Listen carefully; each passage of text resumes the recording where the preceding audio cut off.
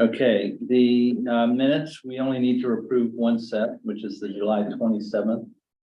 So I'll entertain a motion for that. So moved. All right. Second. Second. We have any discussion? Seeing none, all in favor? All right, good, unanimous, thank you. So item D on the agenda has been shifted to, I think, our next meeting. We will be doing item E. And then after that, we'll adjourn to a workshop. So the next item on the agenda is the sketch subdivision. AR Building Company has submitted proposed 96 residential units split between two multifamily buildings at 170 Topsham Fair Mall Road, tax map R05, lot 21 D014. And who's presenting that? Please take the mic and state your name, address. Hello, my name is Jason Kambitsis, Kambitsis. I'm the president of AR Development Company.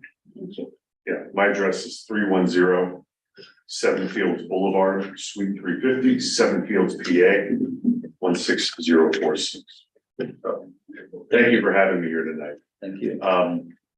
So we're here to talk about this project, Topsham Fair Mall Road. So what we're proposing to do here is 248 unit, total 96 units of apartments, 4-story elevator apartments. It's an allowed use on the site. So we're here to talk about that. We're not changing any zoning. We are asking for a waiver to not build up to the front of the site. But beyond that, we're not asking for any variances or anything like that. But before we get into it, I'll just kind of go over who we are and what we do. So AR Building Company is a 55-year-old real estate development company headquartered in Pittsburgh, Pennsylvania. We build, buy, and manage all of our own units. What I mean by that is we have our own construction company, so we build the property, and then when it's up, we manage it ourselves.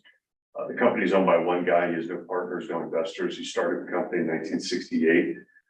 Through the entirety of the company, he sold maybe 400 units. So we keep everything for a portfolio. We're actively working on other projects in Maine right now. We're building one in Auburn. We have another one we're going to start in Scarborough, and one we're working on in Brunswick. This will be the fourth one that we'll be working on.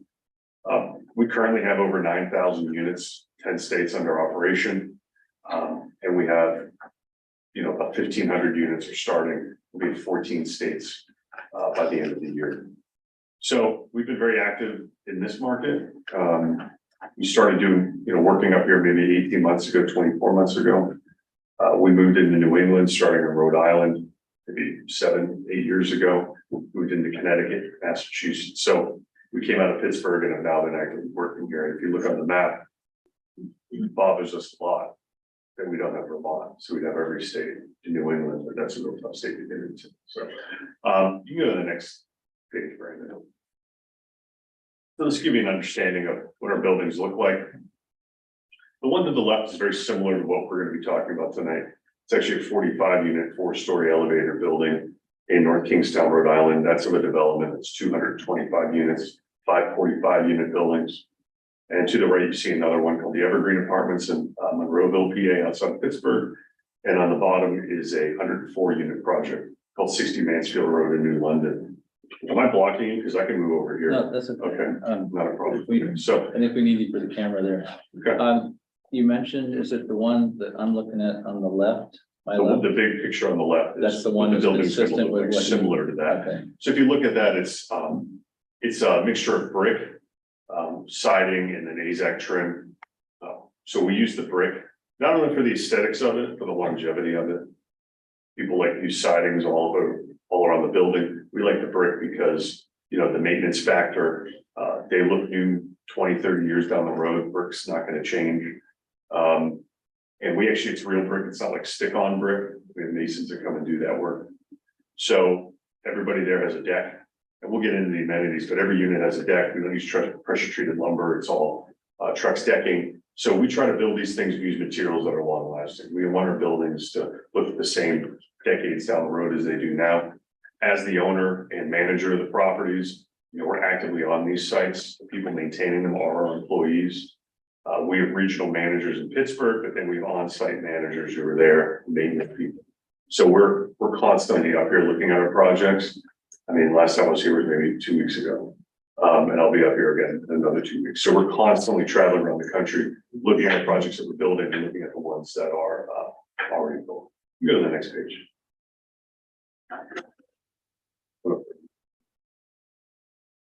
Brandon, did you hear to the next page? There you go. Thank you. Here's just another example of our buildings. At the top is one in New London, 137 units, which we built out on 2.5 acres, New London, Connecticut. It's a lot of studios, 1 and 2 bedrooms. You could see typical interiors, the bottom left and the middle there. We use wall-to-wall vinyl flooring you see everywhere. We use granite or quartz countertops, stainless steel appliances. Those are wolf cabinets you'd see in a house.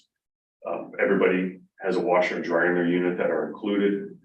Everybody has full showers, full HVAC systems.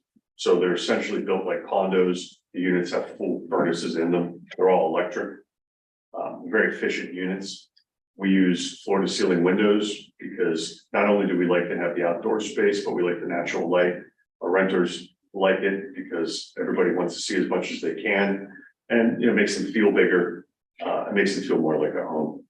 Go to the next slide. I think everybody knows where this is at. It's across from the new market basket that's going in. So our entrance will be a shared entrance of the roundabout for the market basket. So that's actively going in right now. We will be coming in on the other side of that roundabout. We have about 5 acres over there that we're looking at. So we're sandwiching between us and the Lowe's. Actually, it's a Home Depot. And so that is the site right there. Brandon, you can go to the next slide. As you can see, when you look at the site, it's got a high point on one side, the topography drops on the other. And, we are revising that right of way with the current landowner and the state. So the roundabout fits without issue, and then we have access to it. So we actually have a very limited portion of the site that we can use. We can't go all the way to the right of it, and we got to bring down the back. We also have setbacks that we have to meet. You can go to the next slide. So one issue with the site, and we looked at this as bringing everything up front, is there is a clay issue, which would require massive ground improvements on it. And we have, granular soils at the back that we can work on, but on the right to it, not only do we have topographic issues, we have clay issues, which kind of keeps us from not really working in that portion of the site. Brad, you can go to the next one. And then you can kind of see the layout that we're talking about here today. So we have a 45 unit and a 51 unit building. The entrance is off of what I explained where the roundabout is. We have our amenity space in the middle, which is a clubhouse. Every property we have has our leasing office on site. We have a fitness center. Sometimes we have a clubhouse. We tend to find that people don't really care about a clubhouse. They care about the gym and the pool. So right there, that square box, rectangular box next to the middle clubhouse area would be where the pool would be. People really care about having fitness center and a pool. And then our buildings are set back off of the entrance there, actually backing up against the Home Depot. We can't go any farther back because of setback conditions, and we can't go any farther to the right because of the soil conditions. Currently, it is an allowed use, and the parking is 1 space per unit. We like to do. We really see the use of 1.2, maybe 1.3 parking spots per unit. What we tend to build, though, people ask us for is 1.5. That's kind of the industry standard at this point in a more suburbanized location. So you can essentially say you've got 96 units, 1.5 spaces would be 144 parking spots. Everybody can park on site. There is no issue of people parking off site. There's ample opportunity for people to do that.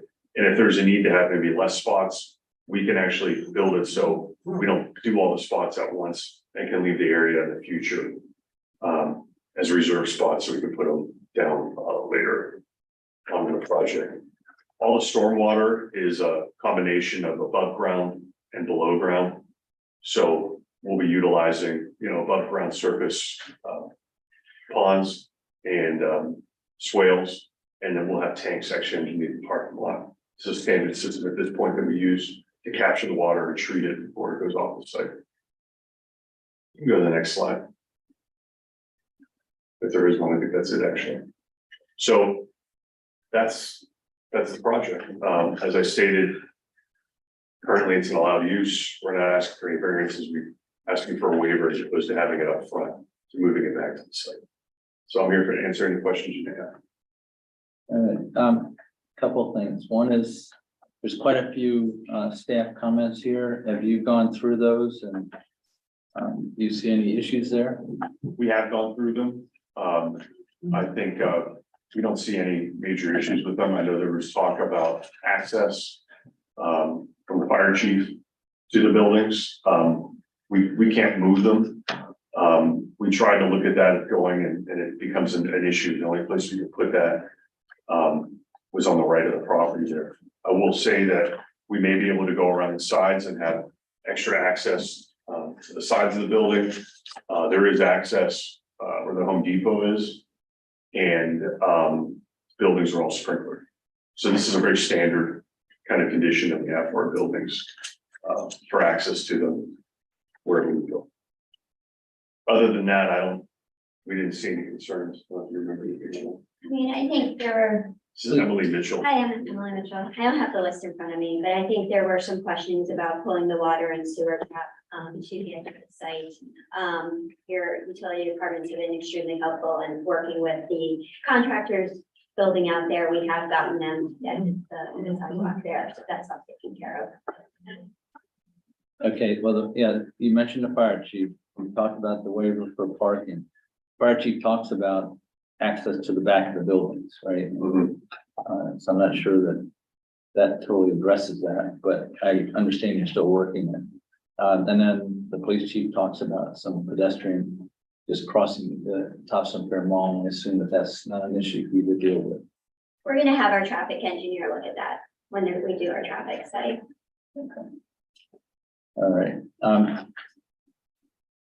And then I think somewhere in here talks about in lieu fees or whatever. Have you had any discussions with planning staff about that? I mean, just minimal discussion. Impact We're really looking at it be- as okay. part of our due diligence. All right. Mhm. Okay. All right, I guess questions from. Can you talk to us a little bit about what you'll be putting in the waiver?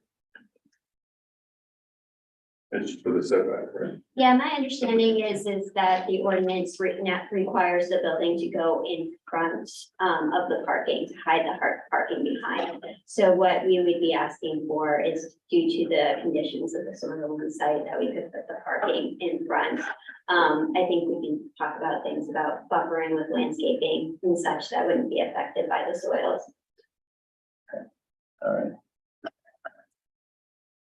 Hear anything? Jim? Well, Larry? Ron? I didn't think of it, not the, I'm really not right now. Okay. All right. Stu, do you have any questions for him? All set for you. Okay, good. All right, I think the main thing is we have great staff here, so, work with them to put the package together based on, and certainly take their input because they know what they're doing. Yeah, staff has been great to work with, so I All right. really appreciate it. Good, thank you. Thank you. Have a great evening. Thank you, too. Thanks. Okay, so I will entertain a motion to adjourn to workshop. Our workshop is going to be on zoning amendment for sign ordinance. Move to adjourn. Second. Discussion, seeing none, all in favor? All right, we are adjourned. Thank you. Is that fast enough? I like that. All right. Very much.